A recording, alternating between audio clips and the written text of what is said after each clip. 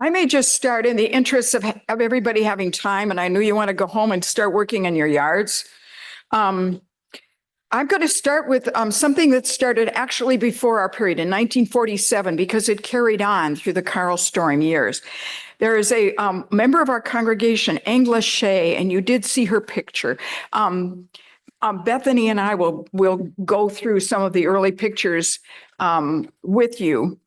Angela Shea worked in one of our mental hospitals. If any of you have read The Heaven and Earth grocery store, you get a description of a pretty horrible mental hospital, and we were bad. And she alerted people in this congregation.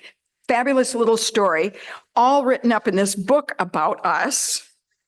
It's a great book. It's called The Crusade for Forgotten Souls. She said, you can't believe how bad it is. So the minister of the First Universalist Church said, well, I'm going to go find out. He got a job as a janitor and worked for a week in one of the hospitals, might have been the Anoka State Hospital. And he came back and he said to everybody, it's bad, guys, it's bad. They went to Governor Youngdahl. And Governor Youngdahl, good Lutheran, really was upset that Minnesota was behind the rest of the nation. We were 38th in the way we were treating people. Too many restraints, crummy food, isolation, too much isolation. And they kept the pressure on the Minnesota legislature for 12 years to get the laws changed, to get the hospitals funded, and to get improvements. And then members of this congregation worked very hard to do socializing. They would go to the hospitals, have parties for people. They would sign up buddy systems for people who were feeling isolated in the hospital. They really kept with it for a long time. And my hat is off to this incredible thing that really, is based among us and then the Unitarians and Universalists here in the Twin Cities. So I recommend this book to you. And now I'm going to jump in. 1951, thank goodness there'd been a search committee and they had found Carl Storm. And are we able to shoot up the picture of Carl? Carl was a very interesting guy. His mom worked in a cannery. His dad was a merchant seaman. And his dad was absent. So he's basically raised by a mom. He worked as a butcher. He was an apprentice butcher for years. And I don't know how he got into Harvard, but he got into Harvard, got an undergraduate degree, and then got a theology degree. This guy never got his PhD. He did all the work for his PhD. But he came to us with a refreshing straightforwardness, sort of. And the way he felt that his job was to educate us. So the Sunday morning sermons, you always learn something. You always learn something. And he sweetened it with puns. They were just gorgeous little puns dropped in the course of the sermon, which might be on any subject. I remember one about Purcell, because music was like a discovery to Carl. He loved music. And so he always did a music sermon every year, but he would drop a pun in a sentence and then he'd kind of hesitate and wait. And then there'd be a ripple of laughter out. Anyway, we were huge and we were growing. You heard the numbers this morning when George talked. We had like 800 adults and 470 kids. And so we were just, renting rooms some of the kids were meeting outside, classrooms outside. My classroom was in the minister's study while he was speaking. The place was high quality stuff, good lectures on Sunday morning. And what we learned in religious education was fabulous. We had these fabulous books. Some of you can remember. You were here then. Catherine Jordan was here. Ed Leaf was here then. We were studying Akhenaten, the history of Egyptian religion. We were studying Jesus. We were studying the Old Testament. We were studying religions from around the world, the origins of all the faith traditions. And we were studying evolution. We had microscopes in my classroom because we were looking at pond water every week and learning about how do life forms get generated. The place was buzzing. we had to, because we were so big, we had to bring in assistants for Carl. Richard Sykes came and worked with us, and Richard Sykes' spouse, Virginia Sykes, became our RA director. She was terrific. I want to read you something that Richard Sykes wrote about Carl. Let's see if I can find it. Almost all Unitarian congregations in America at the time consisted of educated middle and upper class WASPs. But because of its unique history, the society's membership was tremendously diverse, politically, ethnically, and economically. While more members were humanists, there were many differences among them. Politically, the membership included liberal and conservative Republicans, Democrats, farmer laborites, democratic socialists, and probably some communists. Ethnically, it encompassed people of Catholic and Jewish backgrounds, African Americans who had been members for decades, and many first-generation Germans, Swedes, Finns, Norwegians, and others, and folks of other nationalities.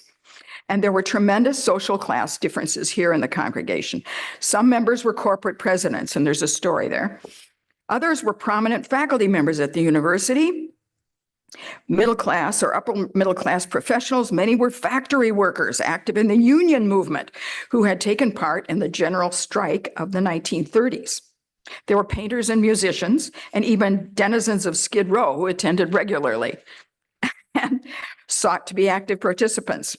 Heterogeneity was atypical of the Unitarianism of the time, but Carl Storm was well prepared by his personal background to appreciate the society's situation and membership.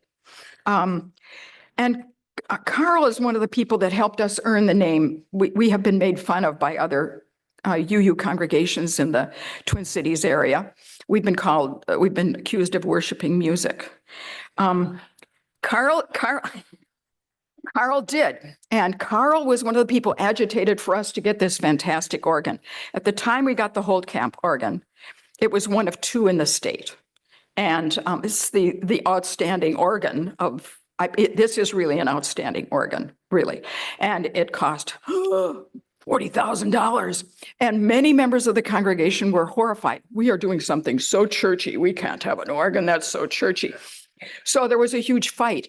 At the time of the dedication, you should read his sermon at the dedication of the organ. He instead of hopping over it, he describes the controversy and gives credit to the people who criticized the organ, as well as those who pushed ahead and said, let's get some music, because we did love music. And Jan Sigmund is going to be here today. I'm going to do a little more here on our history, but Jan is going to tell you more about the music that was busting out all over here. Lots of social action was happening in the 50s here. We were supporting financially several organizations in town. The Vince Day Home for Children. Does anybody know about that? Because I haven't found enough about it. I think it was for kids that were emotionally challenged. We were supporting a committee on employment opportunities for minority groups. We'd really started doing our support for people in North Minneapolis who couldn't get interesting jobs. They all had to be chauffeurs or janitors. And these people were perfectly capable of having good jobs. So we're doing a lot of education, employment, agitation, and parading. Ruth Agar will know about that because she was deeply involved in that. So you ask Ruth Agar about that. We had education groups for adults. There were we had an active layman's league, which was, I think, a men's group. And they got together for lectures. And we had the forum on Sunday morning for a whole hour because we had to have more programming for adults because we had those kids in 2-hour programs on Sunday morning. There was not just a day women's alliance, but also an evening women's alliance because many women were now working.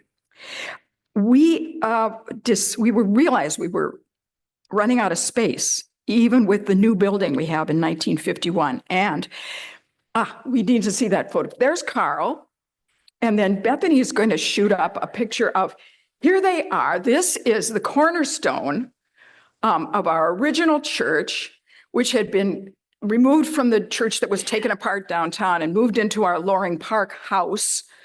And Carl Storm is second from the left there, and several other of the gentlemen who were working on our building committee.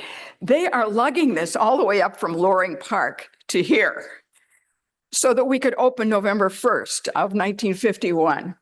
And they're smiling because it was a real achievement to have this built. It is, yeah. Polly points out that cornerstone is embedded in the wall in the Dietrich room. It was this building, final cost, $350,000. The leaders of this group who helped us get in, you'll recognize these names: Earl Ewald, Frank Stone, and Edwin L. Pearson were especially helpful in getting us. And I believe that Edwin Pearson is Mibbs Pearson's spouse. Yeah, yeah. Earl Ewald's name is going to come up again. Earl Ewald was the president of Northern States Power. Okay, that meant that he was a major donor here. And he was very generous, a lot of leadership, and very generous to the congregation. Later on, as we moved into the 60s, we would begin to have on Sunday mornings it was our annual meetings. We'd vote resolutions like, we believe we shouldn't be sending any soldiers or advisors into Vietnam. We believe it. We were doing a lot of racial and political resolutions at our annual meetings.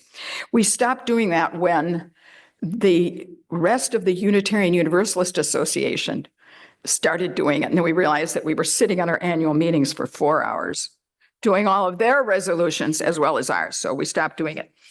But one year we decided that many people were angry about the fact that Northern States Power was generating on the Mississippi River, and it was letting hot water go into the Mississippi. And many people were angry about this, and they passed a resolution. And Earl left us. And when Earl, I'll just tell you this, these are the little nuggets you learn when you work in the archives. After Earl left us, our budget sort of like went, yeah. And we had someone come in and advise us because we were moving into the red very seriously. And the person who advised us said, listen, next time you decide to antagonize a member, make sure you've got another 100 people to make up for him. Okay. Our growth was pretty remarkable. 1958, Leela Lang. Some of you know Leela Lang? Okay, Leela said, oh my gosh, we want to assure that this congregation is going to be strong into the future, so we need a foundation. So that smart little lady sent a $5 check to the board, and it was for the FUS Foundation. And they didn't cash it, and they didn't cash it, and they didn't cash it. And she let them have a year on that. And then she showed up at a board meeting and she said, what are you doing with my check? So we finally established the foundation, thank goodness, because it has enabled us to weather some very difficult times as we've moved into the future. By 1951, we moved into this building in 1951, this wonderful, innovative building, and we can see that we have to make additions. I'm going to ask Bethany to advance us and show you some of this is an RE room. You can see kids on the floor, on the rug. That, you see that gorgeous painting? That was a fresco done by Barbara Peet, who did a lot of art around the building. We painted our own building. We moved in and painted it. It was a really wonderful nature scene. It is no more. We're going to advance to another. Thank you. This is the outside of our building without all of the offices we have on the Mount Curb Avenue. Okay, this is in the old days. You can see a lot more of those square things, which if you were a child, you loved climbing into. I think we're having an ice cream social here. But we realized we had to enlarge. So by 1950, let's see, we started in 1962, we started building planning. And we looked at building both the section here, which is our offices, and also digging down into the ground on Groveland Terrace to create more religious education space. And the whole thing was going to cost us $161,000. The Humanist Credit Union, thank goodness, was still around. Kathleen Ruona asked me about that the other day. It was. It had holdings of over $307,000. And they helped, they loaned us money. Ross Jordan, Herb Purdy, helped raise a lot of money. And we actually got this building, the additions here done by 65. We were, I would have to say, a pretty exciting bunch. This place was happening in terms of politics, education for adults. The Dietrich lectures were started when Carl was here. Our young people were meeting over at the University of Minnesota at the Kaufman Union twice a week. And I guess we sent some of our young people to Russia, if you can believe it, during the Cold War, reaching out to humanists in Russia. I don't know, it's pretty astonishing. I'm going to leave us at 1962 with 830 adult members, 460 students. And I want to have time here for you to hear from Jan Sigmund about the music scene, which was really hopping at FUS. So, and Jan, I might put some of your photographs on the stage, right? From your, yeah. You're not even going to talk about it. No, not that one. No. Oh, okay. No. Okay. Hi, everybody. I'm here because she asked me to, but also to do this. But in 2001, I wrote something about music here, and I can't even remember what it was for, but she knew about it. So it's worth repeating, I think. So you're going to hear some of that. I want you to know that my first time in this place was 1963. And my husband, Chuck Sigmund, is the reason the Sigmund name is known. I just have sung in the choir for 50 years, but music was really a big deal. Anyway, we came here. He had been in New York. He got a master's degree from Union Theological Seminary School of Sacred Music and studied conducting with a Juilliard person. And we showed up here so he could start his PhD. And we had met Tom Nee, which is a name you're going to hear a little bit further, quite a bit.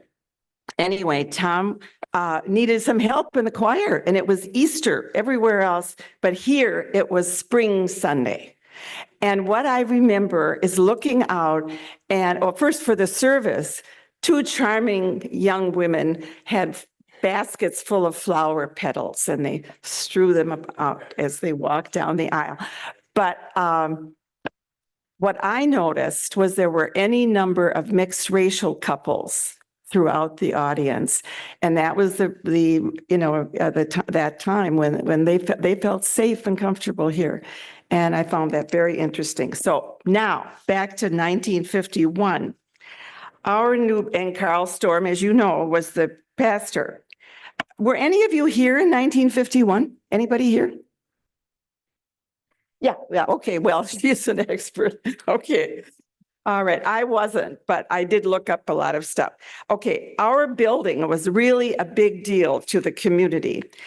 Music was always a part of Sunday services here. We had members who were in the symphony or whatever, and they'd bring their friends. Whoopsie, I better stop that. So it was always here. It didn't just begin in 1951, but with this building, there was a lot of it was a real gift because the Twin Cities back in the 50s didn't have what we have now. We had Northrop Auditorium on the Minneapolis campus. Well, you know, before it was remodeled, and it was huge, hardly good for chamber music or small ensembles of any kind. There was no orchestra hall, no Ordway. The new Walker Art Center and the Guthrie Theater Complex did not exist, nor the restored Landmark Center with the Weyerhaeuser Theater and all of that. And so our Unitarian Society presented a real gift to the community when it delivered this wonderful space. Finally, Minneapolis had a small concert hall with a stage and fine acoustics. It truly filled a need. Well, this place was not just a gathering place for superb Sunday afternoon sermons and discussions, but it became a vocal point for culture in the Twin Cities.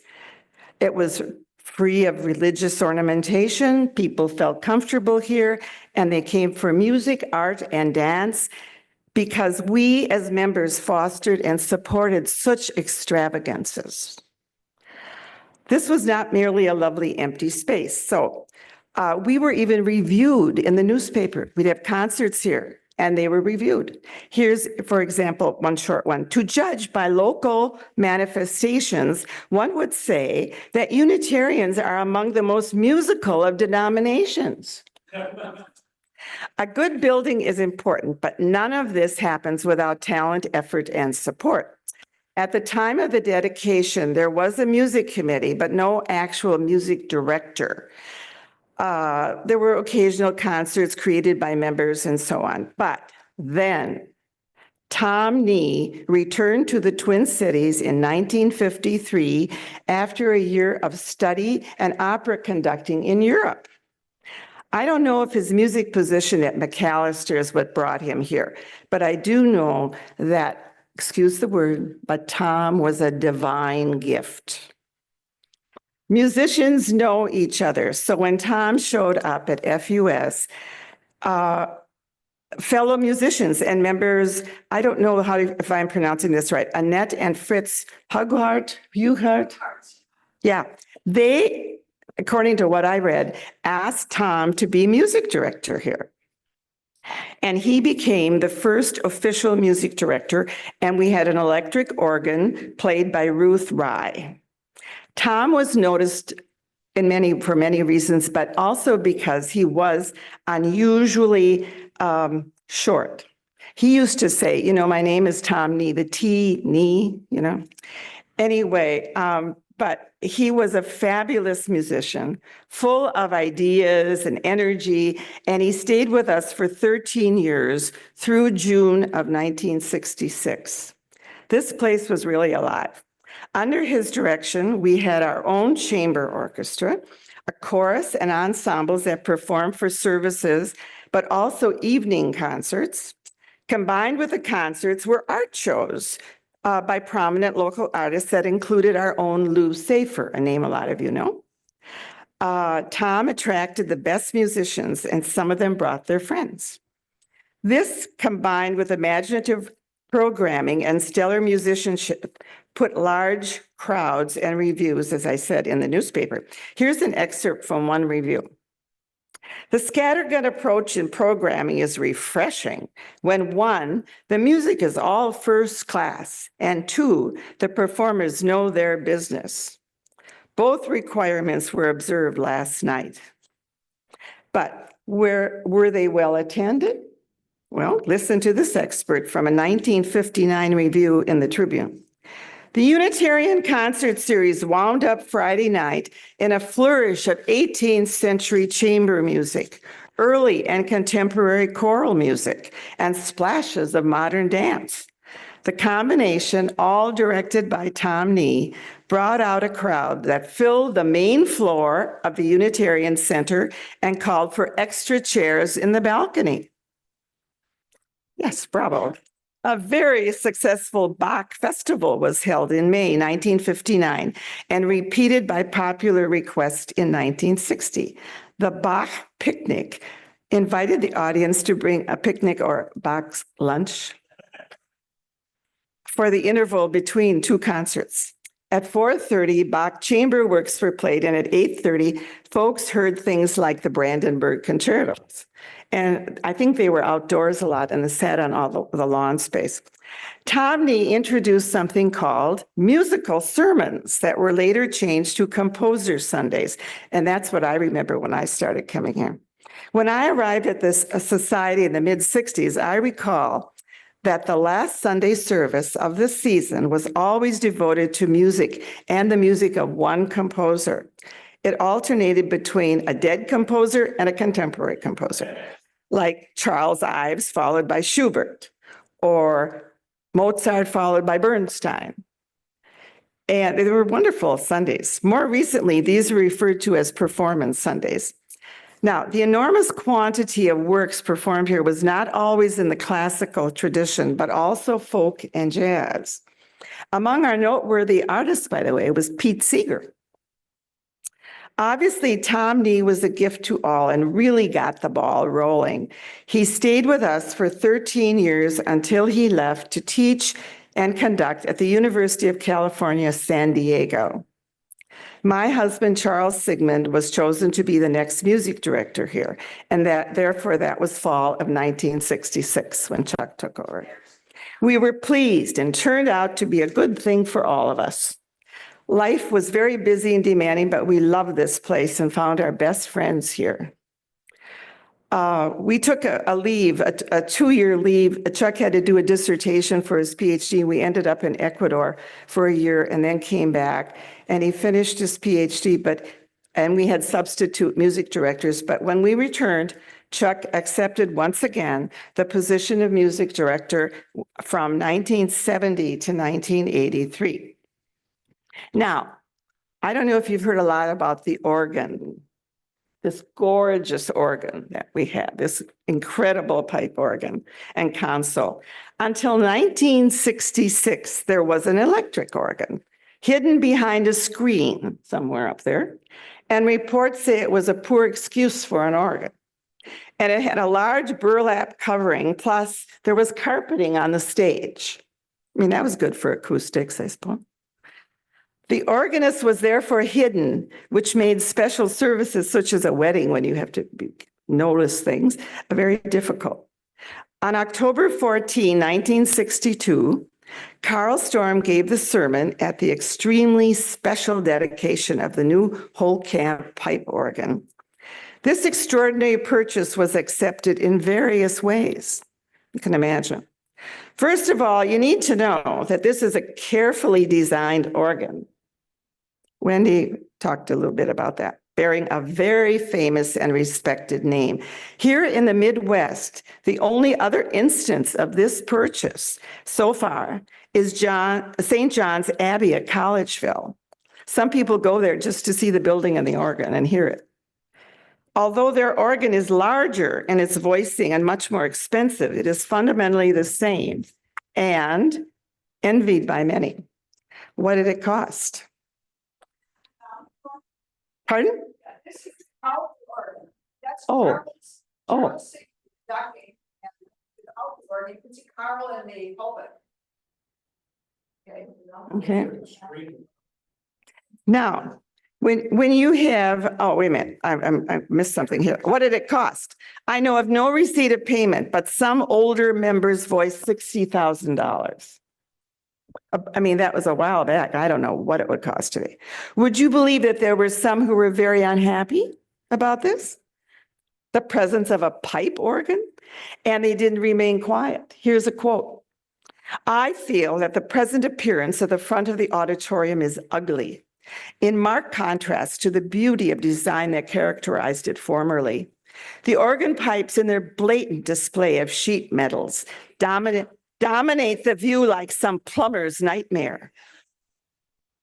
The ever-present organ console just into the field of vision, once occupied by some lovely green leaves, and the presence of the organist throughout the service seems to indicate narrated organ recital more than a service on inspiration with musical accompaniment. Now, in contrast, whoever put in that organ must have had a stroke of genius. I've never seen anything more fascinating in design. So there you go. But word has it that it improved congregational singing. Now, when you have an exquisite instrument, you need someone to play it, someone really good. The 50s and 60s were times when traditional church music was both valued and unchallenged by secular trends. On top of that, the Twin Cities were a mecca for first-class musicians, and FUS got one. Heinrich Fleischer, you saw, was his picture up there today? Heinrich was perfect for this place and was listed among world-famous organs. I mean, we had the top drawer organist. I think he joined FUS in 1966, close to the exact time that Chuck took over as music director. Heinrich's history is fascinating. Of course, he graduated from the Leipzig Conservatory, known to be the finest in Germany. He was called to World War II and served in the Signal Corps with the German army in Russia. He used a typewriter, never a rifle. One of his fingers was missing. I remember him showing it to us, but I don't remember which one. But he overcame that. And he was in an auto accident. That's how it happened. But he became a well-known organist. He came to the U.S. in 1949 as a visiting professor at Valparaiso University, but was soon playing in Rockefeller Memorial Chapel on the campus of the University of Chicago. And that was a big deal position. He moved to Minnesota to be on the music faculty of the university and learned of FUS and its rare and perfect organ. And here's a quote from Heinrich. "I am the only Unitarian Marxist organist in the Twin Cities who is a direct descendant of Martin Luther." And he was. He used to brag about that. We also did not own a piano in 1955. It said we rented a piano when we needed one. Tom Nee and others put their heads together to design a series of piano concerts to raise money for a Steinway grant. A grand piano recital series was organized with the grand price of $1.25 a ticket. The performers were top professionals and came from the symphony, the university, McAllister, etc.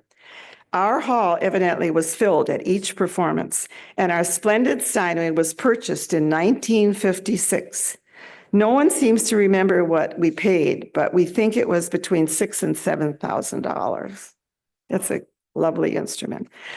I'm up here today because I'm old and have witnessed much of the growth and changes in this society. The name Sigmund seems to be associated with music because you heard the term Sigmund Fund. During his 12 years as music director, Chuck raised sufficient funds to commission 2 pieces of new music. It was very important to him to give aspiring young composers a chance to write. They didn't have to be famous yet, but they were on the way. And so he raised money here for 2 commissions during his time here. But so initially, the Sigmund Fund became a designated fund within the foundation of FUS. And it was that for a long time, but much more recently, that fund is now combined with the Lou Safer Fund, for your information. Through the years, I know of 10 commissions of major works, all performed here. Plus, needed funds were used for special accompaniments sometimes. But I thought today, the history of commission, for referring to commissions, I wanted to remember the superb commission we had here under Mike in 2023. It featured a fabulous chamber piece with mandolin, violin, piano, and the most unusual instrument, a marimba. Did any of you remember hearing that? I just love that piece. Anyway, so I wish to mention that, I have the chance, I'm up here, that Chuck's last performance was on December 6, 1983. And how many of you sang under him or knew him? Oh, okay. A couple of you. Okay. He was very ill and weak, but he managed to conduct a concert version of Felix Mendelssohn's A Midsummer Night's Dream while sitting on a conductor's chair on December 6th. There was a full orchestra and a women's chorus. I was in it. And the play adaptation and stage direction was by Arnold Walker. I knew it was his last performance. He passed away on January 10th, 1983 from pancreatic cancer at age 47. He would have been 48 on February 24th. He did what he loved until the very end. Now, Carrie John Franklin took over as music director, and on it goes. I'm just wondering if I skipped anything here. Let me check. No, I guess that's it. Okay. So anyway, a lot of specific names come to mind during the period I have known. The Yulin family, Rolf, Margaret, Clara, Yale Marshall, any of you remember him? He sang in the choir and he made sure of our enunciation, no matter the language. But he was such a fine musician, and he used this place aside from what Tom Nee or any other music director did, to produce small operas and Gilbert and Sullivan productions. And they were the basis for the Minnesota Opera Company. That's what started it. You mentioned something too. And two of our singing talents and leaders were Arnold and Helen Walker. Many are gone, but we are here. We are here. And more will show up. Much has changed in our Twin Cities communities and certainly in our world, but we are here and still in this magnificent place. So here's to the continuation of the best we can do together.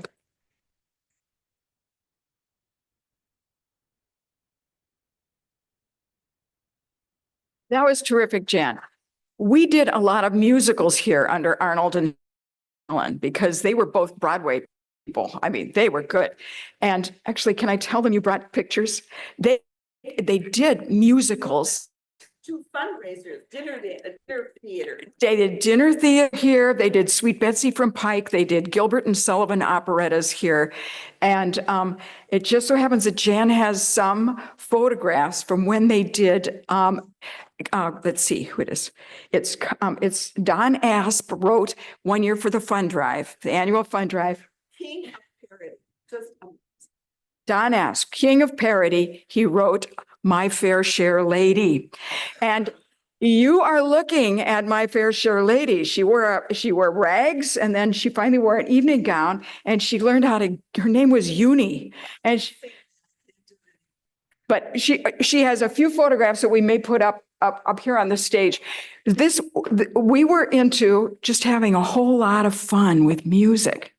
And yeah, so you'll hear stories about my first exposure to opera or operetta was here at this congregation. We did, oh, my Yeoman of the Guard, the Mikado here. You can see this is an excellent performance space. So maybe we really do worship music here because, you know, subsequently we've had terrific music at this place. Barbara Brooks, and now we got Mike. We care about music. Yeah, we care about music. We may not remember everything I said in the sermon, but we remember the music. All right. Do you have questions or thoughts you'd like to share with Jan or, yeah, Martha? I'm not sure. We cannot find out. She wants to know, how did we get Pete Seeger here? And I would love to know. I don't know the exact answer. I'm guessing it's just because we had a reputation, we had a space. And Tom was, I mean, he was really alert to all of that. Oh, yeah. I'm sorry. Yeah, I'm guessing, because I don't really know, that Tom Nee was right. He was very alert to everything going on and all the musicians who'd visit and so on and so forth. And it was important to him to do that. His wife, Mary, was a modern dancer too. So we did, when they mentioned dance, I didn't elaborate because I really couldn't do that. But there were things with modern dance along with it. It was quite a place. I mean, a lot of things. But exactly how that contact was made, I'm not sure. I just want to point out that in this picture, Helen Rice and Arnold Walker are singing something about how everybody has hang-ups about sex. In case you were wondering what was going on up there. That's Ed. Yeah. Yeah, see the mannequins? Right, you know. I mean, it's the 50s, you know. Babies still came in cabbages in the 50s, right? An example of Carl Storm's whimsy is he had a sermon entitled, Do Cats Have Souls? Ah, that would be Carl. Excellent, Ed. That would be Carl. Ooh. Other questions, thoughts, memories? George.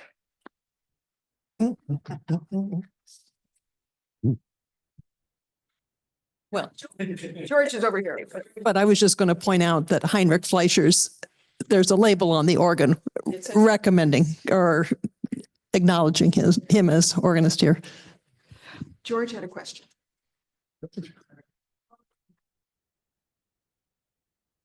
So I noticed on the picture of the guys wrangling the cornerstone over here that behind them it says Unitarian Assembly. On the cornerstone it says First Unitarian Church, and now we are First Unitarian Society. Wondering how that changed and why. We have always been the First Unitarian Society. Our building was called a church. Church is for the building. We're the society. Got it.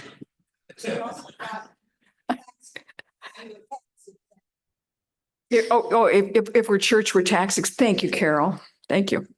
I wanted to point out that I believe that that Arnold Walker was on KUOM, and as a kid, way before I knew about Unitarian Universalism, he would read a novel serially, and we listened to it every day when I was a kid. Yeah.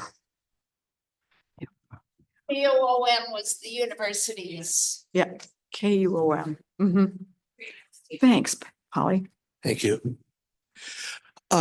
First of all, I would love to hear more of the organ.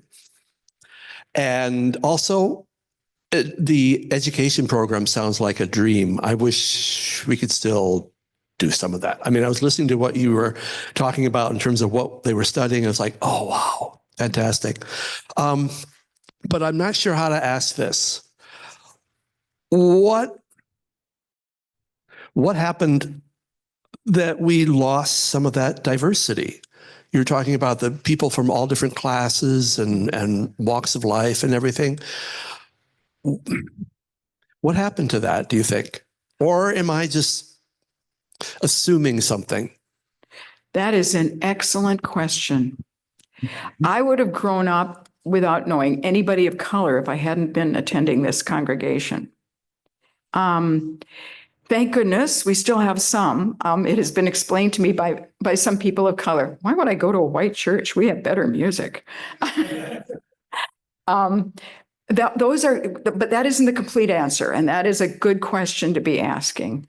Why? I think we are economically diverse, but that is a question we should all be asking ourselves. I talked to a visitor who was here today for the first time, who is Muslim by background, but she felt very included and said she and her child would be back.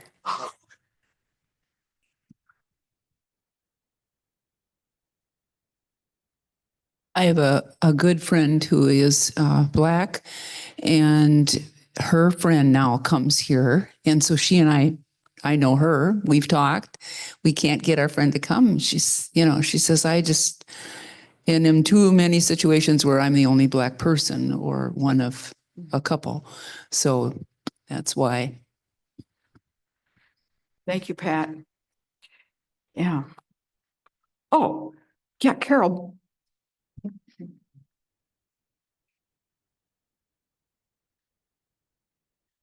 One of the excuses that I heard most when I was working with membership and people came in, diverse families came in. One of the excuses that we gave for why we didn't have more was that, well, Black people don't want to be humanists, which it is very wrong because there are complete Black Unitarian Universalist congregations, Chicago, Philadelphia, a lot of places that have very large, bustling activities for children as well as adults. And people, I think it was a rationalization of why we didn't have anybody here. But we had one couple. The fellow was Black. The wife, I did that wrong. Back up. One spouse was Black. The other spouse was white. She, being the other spouse, wanted to go to a different congregation. He wanted to be here. So our excuse just doesn't make sense. There's something else that's missing. And I don't have the answer for sure. Other thoughts? I just thought I'd point out one thing about the building. The expansion of the building during the 60s, if you go down the hallway of the religious wing, the right side did not exist before that expansion. Only the left side classrooms existed. So that was part. Yeah, he's pointing out that there has been a subsequent addition in addition to the one that we did in 1965. Yeah. So I was just talking about the building expansion during the 60s. And I was mentioning that if you walk down the hallway of the RE wing, the right side, the classrooms on the right side of the hallway did not exist before that expansion. And so that expansion included the RE wing as well as the office and the chalice room below it. So the one picture you saw with those blocks that we see out front, that was outside where the office is. There was a lawn there. So that picture was looking at the side of the building. The other thing I wanted to point out architecturally is that the stage here is on, this one is an addition as well. It was a much smaller stage, which still exists below this stage because it was structural concrete, and it's still there under the stage, this current stage. And I think this stage was built to accommodate a bigger orchestra as well as the pipe organ. So you saw two pictures up there earlier in the slideshow. One was the old stage, and that one is the old stage. To put the new stage in, they had to remove a few rows of pews, like I think 2 rows. So that was the original look of, I think. I'm not sure if that pulpit was added after, or whether that was part of the original equipment. Maybe George knows. Yeah.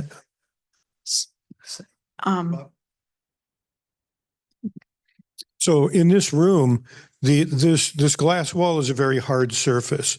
That brick wall is a very hard surface. This floor is a hard surface. And when we're up there on the stage with the eclectics, we hear the echo from that hard surface coming back at us. That's one reason we use monitors, because by the time it gets there and back, it's delayed. But this room, by all rights, should sound like a gymnasium. And you can hear when I stop talking that it dies down almost immediately. And that's because of that. That wavy ceiling is sound-absorbing material, although it's been painted over, which it shouldn't have been. But just the waviness of that breaks up the echoes in the room. This is a marvel of audio engineering. And we had a guy come out when we were looking at projectors, and he took a couple of measurements, and it appears that that wall also may be out of true. So if the two surfaces are parallel, they'll create standing waves. And if one of them is out a little bit, it changes all of that. And so the room, and George Hutchinson, wherever he is, he's back there. I think a long time ago we talked about this, and you said there was a very real intention to pay attention to the acoustics of this room. So even without any carpet on this floor or the old macrame things that used to be up there, those things, this room sounds surprisingly good. It's a good concert space, and it's a great space for a band too. A tapestry across there. There you go. Be wonderful. I suggest a tapestry below the balcony. Look at the gigantic, the Bayard tapestry. Okay. Two of our best people with needles and thread here are just speaking. We'll get them going. All right. People, thank you. I think we're going to do the last hunk of our history, 65. Is it the last hunk? Maybe we have maybe two more hunks to do at the end of May. And if ideas, thoughts, things you remember, please do share them with us. There are more things that we could learn as well. And the question, that was a wonderful question about what kind of people do we bring into this congregation? Excellent. Okay, thank you very much. See Jan Sigmund as Uni.